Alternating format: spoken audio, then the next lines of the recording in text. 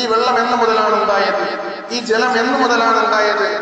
നാം മനസ്സിലാക്കണം, ഈ ലോകമൊന്നുമില്ല, അള്ളാഹുവിന്റെ സിംഹാസനമുണ്ട്, അർശുണ്ട്. ആ അർശ് ഈ ലോകമൊന്നും ഇല്ലാതിരുന്ന സന്ദർഭത്തിൽ എവിടെയായിരുന്നു ഇരുന്നത്? ആ അർശ് എവിടെയായിരുന്നു? അള്ളാഹുവിന്റെ അർശ് ഉണ്ടായിരുന്നത്? അള്ളാഹുവിന്റെ വിശുദ്ധമായ ഖുർആൻ പറയുന്നു, അർശ് ഉണ്ടായിരുന്നത് അത് ജലത്തിന്റെ മുകളിലായിരുന്നു. ഭൂമിയില്ലായിരുന്നു, ആകാശമില്ലായിരുന്നു. ആ സന്ദർഭത്തിൽ അള്ളാഹുവിന്റെ സിംഹാസനമായ അർശ് ഉണ്ടായിരുന്നത് അത് ജലത്തിന്റെ മുകളിലായിരുന്നു.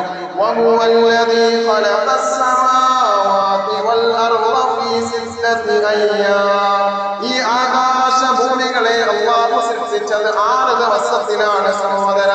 6 ദിവസത്തിലാണ് ഈ ആകാശ ഭൂമികളെ അല്ലാഹു സൃഷ്ടിച്ചതെങ്കിൽ ഈ ആകാശ ഭൂമികൾ ഉണ്ടാകുന്നതിന് മുമ്പ് അല്ലാഹുവിന്റെ സിംഹാസനമായ അർശ് എവിടെയാണെന്ന് അറിയുമോ സഹോദര?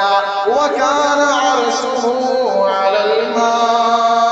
അല്ലാഹുവിന്റെ അർശ് ആ സന്ദർഭത്തിൽ വെള്ളത്തിന്റെ മുകളിലായിരുന്നു വിശുദ്ധമായ ഖുർആൻ. അന്ന് അള്ളാഹുവിന്റെ ആകാശഭൂമികൾ സൃഷ്ടിക്കുന്നതിന് മുമ്പേ വെള്ളമുണ്ടായിരുന്നു എന്ന് ഈ ആയത്തിലൂടെ നമുക്ക് മനസ്സിലാക്കാം.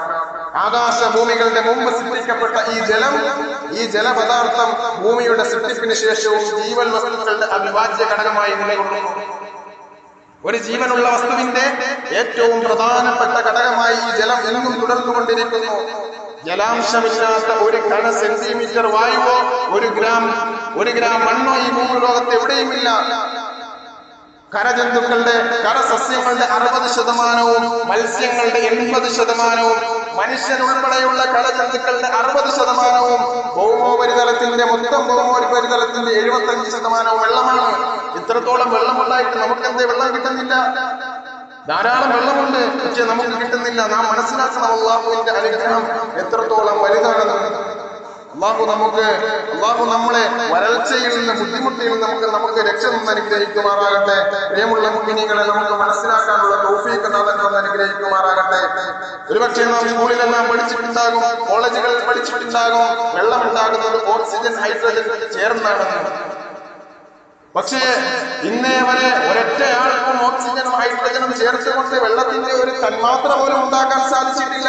ഒരുപക്ഷെ ഉണ്ടാക്കിയെങ്കിലും അതിനെ കുടിക്കാനൊന്നും രുചിക്കാൻ സാധിക്കുകയില്ല. അതിനെ കുടിച്ചാൽ ധാരാളം അസുഖങ്ങൾ ഉണ്ടാകുന്നു. അല്ലാഹു തന്ന അനുഗ്രഹം പോലെ ഒരൊറ്റ മനുഷ്യനും ഒരൊറ്റ സൃഷ്ടിക്കും അതിനെ ഉണ്ടാക്കാൻ സാധിക്കുകയില്ല. അല്ലാഹു തന്ന അനുഗ്രഹം, അല്ലാഹുവിന്റെ കഴിവിനെ കുറിച്ച് നാം ചിന്തിക്കാൻ തയ്യാറാണ്.